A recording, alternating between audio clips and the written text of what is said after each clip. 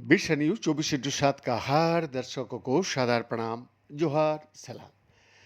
दर्शक, एक शोध में पाया गया कि मध्य आयु में अत्यधिक टेलीविजन देखने का संबंध 20 साल से अधिक समय बाद मस्तिष्क में होने वाली एक चिंताजनक लक्षण से जोड़ा गया है।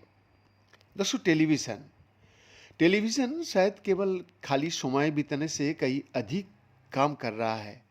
एक दीर्घकालिक अध्ययन से पता चलता है कि जिन लोगों ने मध्य आयु में इसे सबसे अधिक बार देखा, उनमें बाद में मस्तिष्क की संरचनात्मक भिन्नताएं देखी गई, जो स्मृति हानि, रक्त वाहिकाओं को नुकसान और मनोभ्रंश से जुड़ी थी। दर्शक, Alzheimer and dementia journal of the Alzheimer association में प्रकाशित ये निष्कर्ष इस धारणा को चुनौती देता है कि बैठने की सभी स्थितियां मस्तिष्क को एक समान रूप से प्रभावित करती है।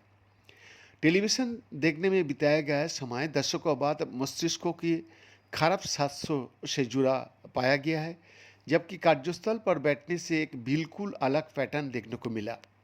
USC Dornsife college of letters, arts and sciences में जैविक विज्ञान और मानव विज्ञान के प्रोफेसर और इस अध्ययन की वरिष्ठ लेखक डेविड राइसालिन कहता है, सालों से हम इस बात पर ध्यान केंद्रित करते आ रहा है कि लोग कितना बैठता है।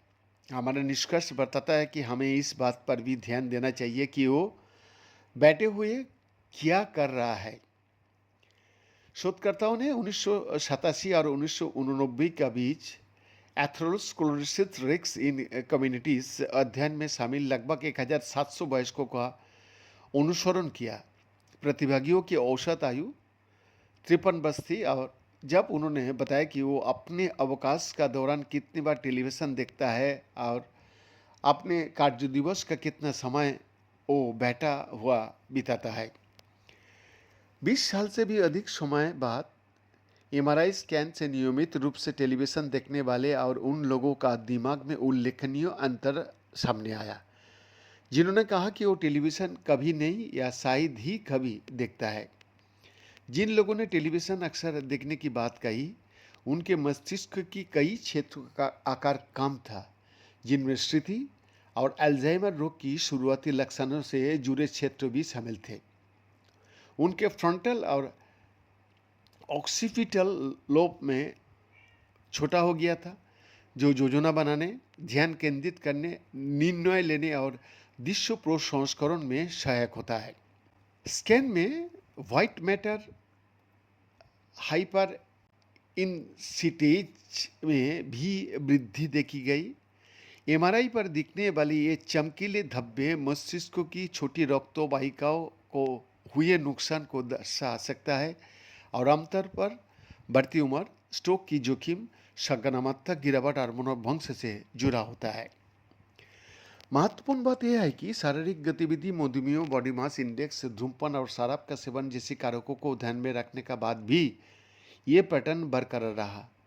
इससे पता चलता है कि निष्कर्ष को केवल व्यायाम की आदतों या अन्य प्रमुख स्वास्थ्य जोखिमों से ही स्पष्ट नहीं किया जा सकता। देखने की आदतें की जानकारी प्रतिभागियों ने स्वयं दी थी और परियोजना की शुरुआत में प्रतिभागियों के एमआरआई स्कैन नहीं किया गया था।